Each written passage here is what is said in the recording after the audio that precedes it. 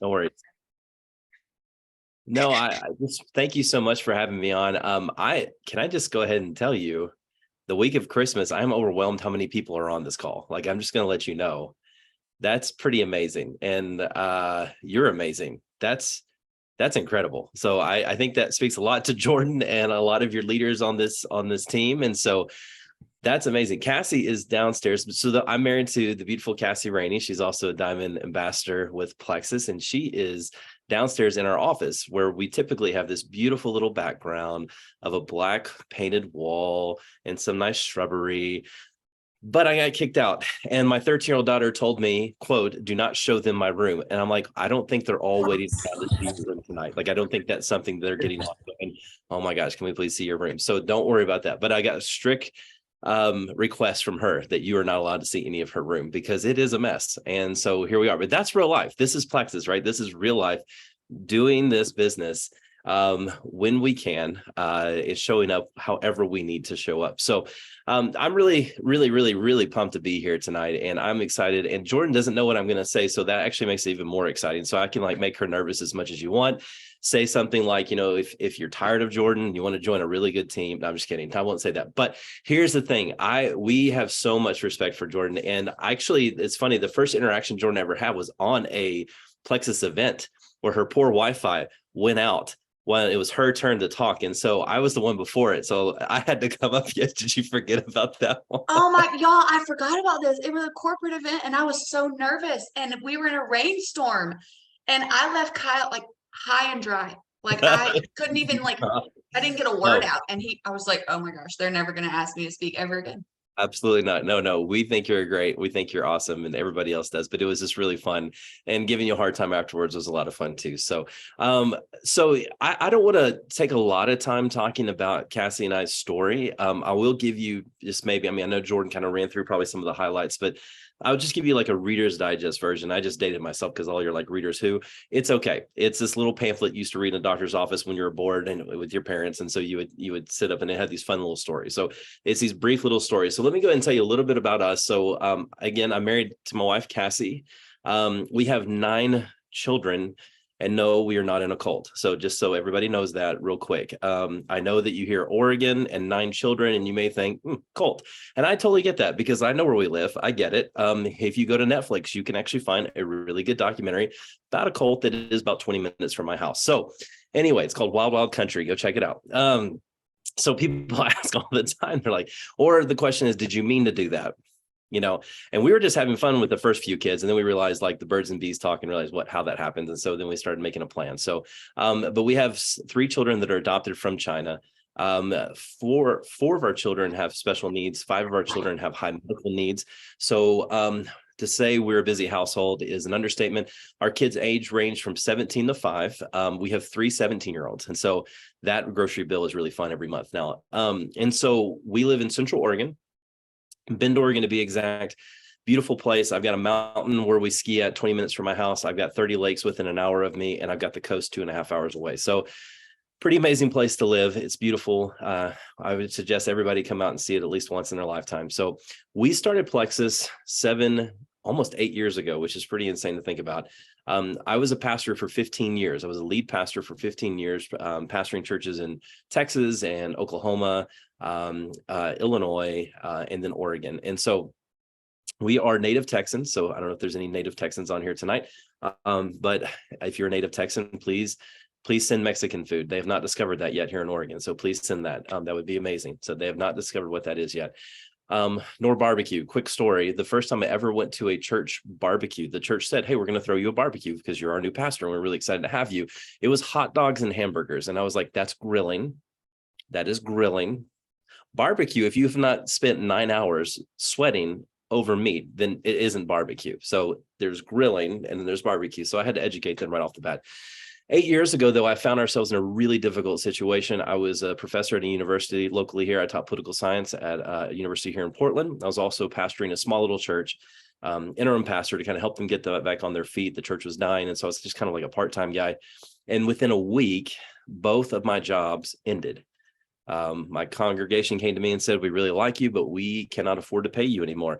My university came to me and says, we really like you, but we can't pay for you anymore. And so within a week, I had lost both my jobs. I had a conversation with the church on Monday, another conversation with the university on Wednesday, and I was out of work. Since I was 14 years old, I've always had a job. So Cassie and I had to do something that we never thought we were going to have to do, and that is go on food stamps, government assistance. And some of you may be there. And by the way, let me just go ahead and tell you, I think we should really normalize this idea that it's okay sometimes not to be okay. It's okay to be in seasons where it's not okay. And I think when we used to tell our story in the past, we kind of like whisper this part, but I'm just like, you know what? That's what we were. That's where we're at. There's nothing to be ashamed about it. Thankful to God that allowed us that opportunity to get back on our feet. Shortly after that, I found a part-time job, but it was speaking for an organization. And I had to go to everywhere from Chicago to Toronto to Vancouver, Canada, California, you name it. I was in a plane all the time, in a hotel room all the time, speaking at conferences, making hardly any money. I came back from Toronto, and when your finances are really hard and really in a bad place, your health is the last thing you care about. Right. And my wife had developed Hashimoto's thyroid disease over the years, and it was just really at its height. And so I came back from Toronto almost 8 years ago, get out of the car from the airport, walk into the house, expecting my wife, who at the time, we only had 5 children at the time, only 5. And so at the time I thought, well, she's probably going to be, parenting from the couch. She's exhausted. I've been gone for 3 days. Instead, she was up and she was like, probably, I think she was listening to some 90s R&B. Pretty much that's kind of what plays in our house, just to let you know where we're at. But and she was I was like, what is happening? Now we're in Oregon. So my second question was, did you get into our neighbor's pot farm? I'm just going to say no judgment here, but if you did, I just need to know that, the church may look bad upon that. I just need to know. And she said, no, I'm on this stuff called Plexus. Now, some of you are from the South, right? Raise your hand from the South. And I can only say a handful of you at a time, but okay. So some Southerners, something about Southern mamas. My mother, and I'll be turning 42 this year in April, and she will send me birthday money. Anybody else do birthday money? Anybody else parents still send them birthday money? Grandma or whoever. Okay. So my mama sent my wife and I birthday money every year. And my wife stole my birthday money and she bought triplex. She had heard about Plexus from one of my former students in student ministry, was desperate, took that money, my birthday money. I keep letting her know that if it wasn't for me being born, we'd never have noticed Plexus. So I'm just going to go ahead and throw that out there. And she bought her first triplex. And really the rest of the story truly is just us seeing a transformation in her health almost right away. And then I wanted to get on the products, right? My health was terrible. And so to do that, we had to pay for them. And so and we were on government assistance. So there was no way we could pay for them and keep it up. And so we decided we're going to have to start sharing about this. And I know that you hear a lot of, stories maybe, and maybe this is your spouse that said, I don't know, this may be a scam or whatever. I was so desperate. I was like, if it will work and if it's not illegal, let's try it. I don't really care. We really need the finances. And so we began to share, and we began to share from a really authentic place, a really vulnerable place. Neither of us have a background in sales or marketing. My wife is a psychologist. She's a counselor. She has a degree in psychology, a master's in psychology. And so, we didn't have anything. And so I went from pastoring to peddling supplements all of a sudden and telling my friends about all these incredible supplements. And so 8 years later, we always say we went from, on welfare to seeking the welfare of other people. And that's really what's happened to us. So in that time, like I said earlier, we adopted 3 children from China. 2 of the 3 adoptions were fully funded by Plexus. That's about $30,000 to $35,000 a piece per adoption. All of our children are in private Christian education, and you can do the math of how much that probably costs for 9 children to do. Okay. We own the home I'm in right now. This is the first home we've ever owned, because if you know anything about ministry, you move like the military and you're never in one place more than, it feels like more than 2 to 3, 5 years. And so we never owned a home. And so we always rented a home. We finally got to buy our own home. 2020, I decided it was time to hang up from the pulpit and begin to do this Plexus thing. And not that we have, from the very get-go, we've both been sharing, both been working our business, but really kind of focus on what it would look like to have this full time and start coaching people. And here recently, we just began actually a online community that helps believers, people of faith, that are in network marketing, that are in social sellers, that have questions about their faith and network marketing. So that's our journey. It's been pretty amazing, and pretty incredible and pretty overwhelmed. And so, what I want to talk to you about tonight, one of the things that I think I'm really, really passionate about, is having a vision for your life and having a vision for this business.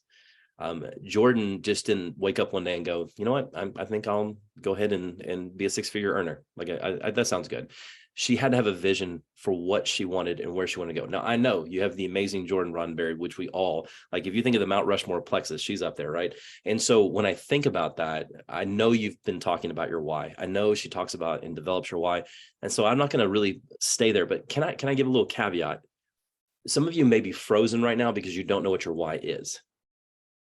You're kind of like, well, I don't know what my why is. I mean, I'm supposed to be a mom. I know I'm supposed to be a spouse, but I've never really given myself the opportunity to like dream, honestly, or put me first, or, to put my, I don't know what that looks like. And can I tell you, it's okay to have what ifs until you get to your why. Let me tell you what a what if is. A what if is, what if my spouse loses her job or their job? What if someone gets sick? What if the car breaks down? What if mom gets sick? What if we got to move her into the house? What if, all these like rainy day scenarios that could happen and does happen because we live in a messy, broken world and things happen, and having that safety net. So it's okay. I just want to free you up right now because I think some of us like, I can't post, I can't talk about the business. I can't do my IPAs until I get my why, because everybody talks about this why, but I don't know what it is. Just have some what ifs. It's okay. I have a Sapphire on my team. She didn't have a why until she was an Emerald. She just operated in what ifs. And the what if happened, she hit Emerald, and her husband came and says, my job, who pays me $500,000 a year, I really don't like. I'm going to quit. And we have plexus, and so it's okay. And she goes, there's my why. Her why was sprung upon her. It wasn't like, so it's okay to have what ifs, until you get to your why. All right. So, but what I want to talk to you mainly, sorry, that was for free. I won't charge Jordan on that one. But what I want to talk to you tonight, and everybody's like, he's charging you. What I want to talk to you about tonight is having a vision for your life, having a vision for what can happen. We were two ordinary people that were down on our luck at rock bottom, that has experienced extraordinary things because we just felt like we should not settle for the everyday, for the life that was given to us, for the lot that we were kind of bearing. We wanted more, and we felt like God was calling us to do more. Okay. And so to have a vision, I feel like it has three elements that you really have to get a hold of before you can have this vision. And really, once you have a vision, once you have this goals, this projection, this trajectory of where you think you're going to go, I really believe then it begins to catch fire on your teams, and you begin to see momentum happen on your team because you know where you're going, right? The Bible says in Proverbs, where there's no vision, right, the people will perish. Like, your team needs to know where you're going. Your team, and you're like, I only have 3 people. If you have signed up one person, you became a leader. That's it. That's all there is to it. Well, I'm not a leader. I don't have as big team as Marissa does, or as Meredith does, or as Meryl does, as Lauren Davis does. I don't have a big team like her. If you signed up your mother, you now are a leader of your mother, and you are responsible for her health. You're responsible for her care. She has entrusted you, right, with her finances, that these supplements are actually going to work. And so now lead her. If that just means caring for her. Now, again, if it's your mother, you better love her anyway. But here's the thing. You have to stop waiting to get to a certain level till you feel like you're free to lead, or to have a vision, because here's what happens. You're going to start developing, if you don't get this right now, you're going to start developing imposter syndrome. Okay. And if you've never heard Jennifer Leaf, I've got to find a recording. I'll just send it to Jordan. But Jennifer Leaf does this amazing talk on imposter syndrome. She says it's her superpower. Imposter syndrome is just this idea that we feel like we have to prove ourselves to other people before we can actually do the action, or they're going to find out we don't know what we're doing. And Joel will tell you that most diamonds, half the time, we don't know what we're doing. Okay. But we are showing up and doing the hard things and failing 1,000 times until we get it right. Okay. But here's the thing. Imposter syndrome breeds other things. It brings the comparison trap. Well, I'm over here looking at, Charlie. Okay. I'm assuming that's maybe, is that you, Charlie? Is that your name? Okay. Awesome. I love it. Charlie. Okay. Sorry, I'm bad with the name. So I don't want to look at Charlie and go, everything she does, her IPAs, her events that she leads, when she does her lives, are just so perfect. That's imposter syndrome coming out. because you think that you don't add up to what she's doing. That's not fair to her, and that's not fair to you. Anybody ever take family pictures? Raise your hand if you've taken a family picture before. Get your whole kids, you go over to Old Navy, you get a matching outfits, you find some little field somewhere that's like, whatever. And if you're really bougie, you didn't go to Old Navy, you went to Target. I mean, we get it. Like, right, we get it. You highfalutin, that's fine. But the thing is, what happens at those family pictures? Chaos. All we see is the final product. That's all we see. But what we don't see behind me, can you imagine having 9 children doing family pictures? It's like, quit pulling her hair, quit picking your nose. Why are you smelling her feet? I mean, like, what is happening? Smile, smile, smile. Aren't we all having a great time? Like, we have to pay off our photographer to not leak what she's seen in that last hour. Like, we have to pay her extra so she doesn't go on social media and go, this crazy family who's probably a cult says that, we have to do that. We have to do that. So, but what you see is these beautiful 9 children and me and Cassie all kissing and hugging on each other. And you see this beautiful end product.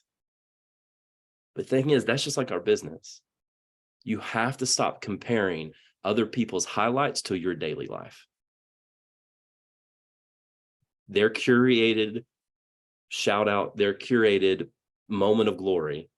You have to stop comparing that to your daily life. Okay. Because behind that curated moment was a lot of hard work, was a lot of chaos, was a lot of getting out of our comfort zone. Okay. So you get in comparison trap when you come into the imposter syndrome. And then, what begins to happen is you begin to fear success, which is absolutely detrimental to your vision. When you fear success, and fear success is literally like, I really want to sign up Chandler. Chandler, you look like you are a rock star. I can tell, Chandler, I can see it. You're staring down at me on your iPhone. I can see it right now. You're a rock star. You just reek it. But the thing is, I'm not going to go sign up Chandler because I think she's so amazing. I feel like I'm an imposter. So I'm literally going to take money out of my bank account by not messaging Chandler because I don't believe I can lead her. People don't need you to be perfect. They just need you to be present. People don't need you to be perfect. You just need to be present. Okay.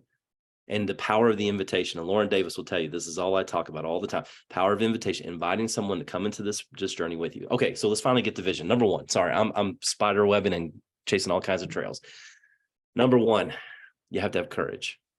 And you're like, wait, I thought he was going to give us some pragmatics. I thought it was going to be like 5 steps. Here you go. Write out this line. No, you have to have courage. It is not that odd anymore to sell something online. I think back when Jordan and I, probably when we first started, back in the day, like 8, 9, 10 years ago, it was weird. You were the plexus lady, you were the plexus guy, you were the, whatever. But now your grandmother's selling stuff on Etsy. I mean, everybody's selling stuff. I mean, like Aunt Susie, who you only talk to once a year at the family reunion, she's selling her art, right, on whatever website, right? She's got her Shopify up and all that stuff. So here's the thing, it's not weird, but it does take a lot of courage to put your if I could say, maybe not your brand, but maybe your character, your who you are as a person, your worth, and you smash it with a brand like Plexus. That takes courage. It takes courage. Like, I'm putting myself out there and I'm saying, this is what I believe can help you. And I understand the number one thing we get from people all the time, whether we're talking about an Anthem Network or we're talking about our team, is I'm scared what people are going to think of me. Okay. If you want a vision that's going to take you out of your comfort zone and get you to where God's calling you to go, you got to have courage.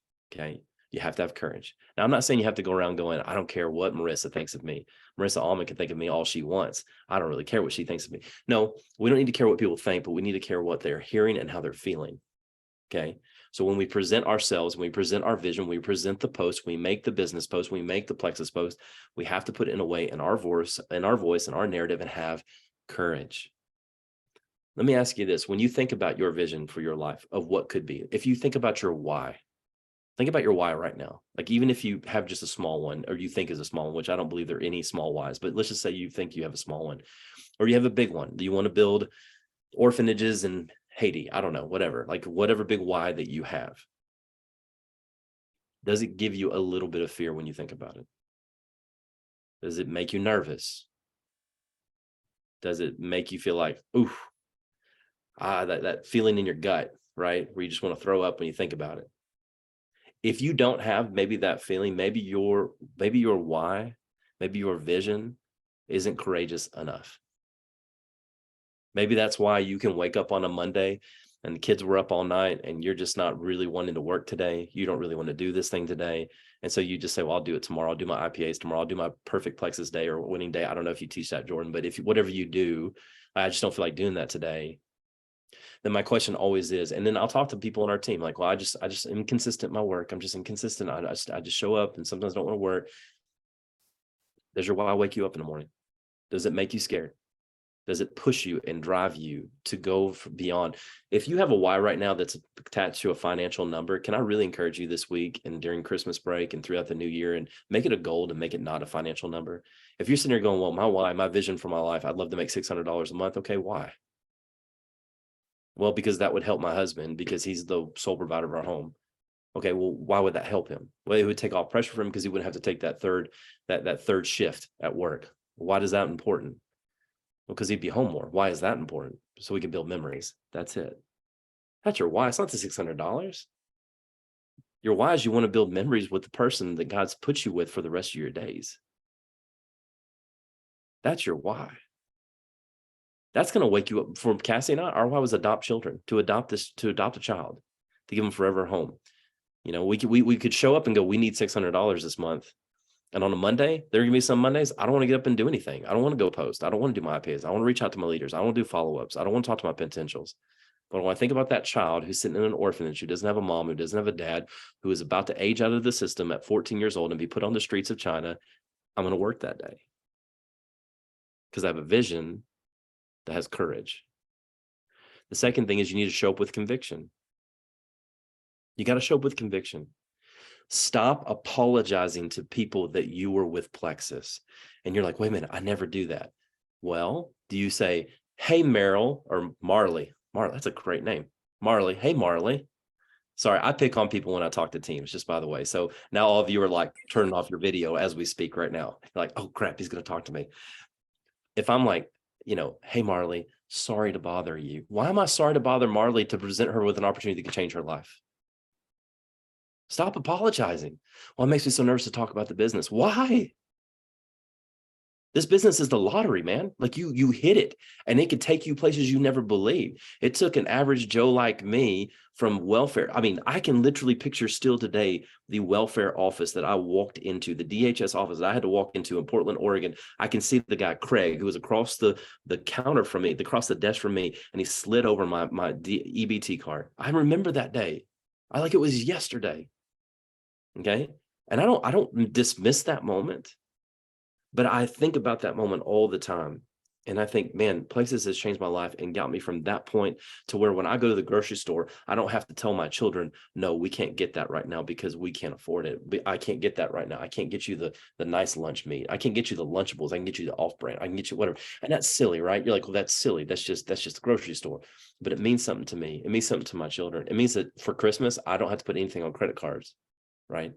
That I could just actually say yes. In our household, we do a lot of experiential Christmas. Like we don't really do a lot of big gifts, but I'm taking my son to a Phoenix Suns game. It's Phoenix Suns is his favorite team, and we're going to go courtside and go to a game. And he's going to lose his flipping mind. It's going to be amazing. I can't wait. But see, that's what I'm saying. I show up with conviction, and Cassie shows up with conviction every single week. And we don't apologize for being the Plexus people. You are worthy to have a vision that is courageous, and you are worthy to have a vision to show up for every single day. And you're like, Kyle, you don't understand the season I'm in. I'm in a really hard season. Girl, you can show up 5 minutes, show up 5 minutes. If you can show up 5 hours, show up 5 hours. There's no timeline on your vision. If it took you 10 years to get to your goals, would you do it still? If you knew today some supernatural force, if I don't want to assume everyone's a person of faith, so I apologize, I'm not trying to offend you, but if you are, or if the universe tells you, whatever your thing is, if it dawned on you today and you knew for a fact that in 10 years you would hit diamond, would you still show up tomorrow? Then why aren't you showing up tomorrow? Why are you giving yourself excuse? Well, it's Christmas break. I don't want to. Why are you giving yourself those excuses? Don't. Now, I'm not saying you burn yourself out and you ignore your family, you ignore everything. Absolutely not. We work intentionally. We work time blocks. When I'm on, I mean, poor Jordan knows this. I mean, I'll see her message like 4 days later because, like, when I'm off, I'm off. When I'm on, I'm on. And, thankfully this all worked out. But the thing is, like, Cassie and I, our children will never grow up going, Mom and Dad were absent in our lives. No, in fact, they'll say the exact opposite. They were way too involved in our lives. You know what I get to do every single day? I get to drive my children to their school because my 17-year-old refuses to get his license. I drive my children to the school, and then I pick them up. I coach my daughters in basketball. Okay. I mean, I during the day, whenever the school needs something, I can run up and help because I have time freedom. I'm involved in my children's lives. Okay. So show up with conviction. Don't apologize about being with Plexus. Show with conviction, so much so, and have a deep why, knowing that you are worthy to show up to do it. You are worthy to get your goals. You are worthy to have your vision. You're worthy to do this because personally, I believe, because of the one who redeemed you, that's me, but you're worthy just because you're human and you have breath in your lungs, you have a heart in your body pumping, and you aren't here by accident. I'll talk about the end. The third thing you need is community. Who knows about your vision? After we graduate high school and we stop talking to our counselors, they stop, people, the world, society, culture stops asking you, what do you want to be when you grow up? For so many of us, we didn't even think about goals and visions and dreams until we entered into Plexus because no one asked us since we were 18, and maybe even sooner than that. It's not normal, right, to go, hey, Brittany Duke, what's your goal? Hey, what's your dream? What's your vision? Hey, Sarah, how's it going? Sarah S. I don't know what your last name is, Sarah. You should put your last name on there so I'd know it. But hey, Sarah S., nice Christmas tree. What is your dream? Nobody asks those things, right? No one's asking Ashley Antoine every single day about your dream, about your goal, until you got onto this team, until someone asked Marissa and said, Marissa, what's your dream? What do you want to go? What's your why? What's your vision? It's not normal to do this in society. What's normal is to get your education, to get married, to get a house, get babies, have a job you hate, and retire to Florida and complain about the weather. That's the American dream. That's not our dream. That dream has no courage, it has no conviction, and it doesn't have any community, right? And that's the third element of our vision is community. Tell somebody about your vision. Tell someone who cares about you on this team. If your upline is MIA, then go to Jordan. Say, Jordan, this is my goals. This is my dreams. So push me there. Tell me how to get there. Help me. Hold me accountable because I'm worth showing up for. My kids are worth showing up for. Their kids who I don't have never even met one day. And you're like, well, Kyle, I just have a 5-year-old. Well, one day that 5-year-old is going to be an adult. They're going to have babies. You're going to be a grandma. And what if you had a finances? What if you had a bank account that kid never had to want a day in their life? Do you see how big this vision can be for you? And I promise you, Plexus is the vehicle to get you there. But the problem is when we don't talk about in community about what our vision is, then we can act like it never happened, right? We can act like it never happened. I'm going to scroll the screen so I don't pick on the same people. Taylor Yetzi. Is that your last name, Yetzi, Taylor? Is that how you say it? It's Utsi, but everybody says it wrong. So I just roll with it. Taylor Yetzi, Close enough. It's cutesy. Taylor Yetzi. Okay, got it. I can remember that. So Taylor, like, if you don't tell your upline, is your upline on here right now? Is your sponsor on here right now? My upline is Jordan. Jordan, fantastic. If Jordan doesn't know your why, it didn't know your vision, she needs to know. Because on Monday, when we show up on those incredible Mondays where we don't want to work, right? We don't want to work. Then if nobody knows our goals, our visions, our dreams, our hopes, which I know is very weird in this day and age to actually talk about it, then nobody can hold us accountable. It's like we never had them, right? But if Jordan knows that I want to be a 6-figure earner so that my husband can retire early, so I can buy my parents a house, so I can, whatever it is, then the days when I'm like, Jordan, oh my gosh, Jordan, I just want to do this anymore. Like Plexus is like the back office is so terrible. And I just wish corporate would give us better products. And I just, the comp plan, blah, blah, blah. He like, Kyle, straighten up. You got a vision. You have a goal. Here's your dream. Remember your dream. Let's go. Because there are no Lone Rangers in Plexus, or there shouldn't be. There are no Lone Rangers in Plexus. We were literally designed by our maker to be in community. We were literally designed to have life-on-life interactions. And so it is such, and what happens is when you begin to talk about your vision to your upline, When you begin to talk to your vision on your downline, guess what your team starts doing? They start dreaming, because vision is viral. When people can see where you're heading and where you're going, the big things you think that can happen with Plexus, they begin to dream they can too. Because you've connected with them, you've loved them, they know you're just a normal person trying to do your best. And they're like, man, if Brooke can dream that big, I can dream this big. And they're going to start showing up. So you need courage, you need conviction, and you need community. The last thing I'll say, and Jordan, I've got time for questions. What's it like being a guy or working as a couple, or We will take we'll take all the time you give us. So you just keep going. Right. The only thing I won't tell you is any secrets from Plexus. That's all. I don't know many. They don't tell me any on the board because they don't trust me. No, I'm kidding. But here's the thing. You are here. If you get nothing out of the night, just know this. You're here on this team in this moment, in this season, with the gifts that you have, with the talents that you have, in the community that you are, with the experience you've experienced, with the goals that you have put forward you for a time such as this. There are three things, and Lauren's going to laugh because Lauren and I have become friends over this last year or last couple of months because she's in our Anthem network. But I do not believe in luck. I don't believe in serendipity, and I do not believe in chance. Nope, don't believe in any of it. You're like, well, I'm so lucky that I signed Meredith Ochoa. I'm just so lucky. If Meredith's just carrying my team. No, Meredith could have signed up with anybody. She signed with anybody. But she signed up with you because she trusted you. Because she said yes to you. She didn't know what Plexus was. She had no clue. She Googled Plexus and said it was like a hardware store in India. Like, she had no idea. Like, she don't know what Plexus is.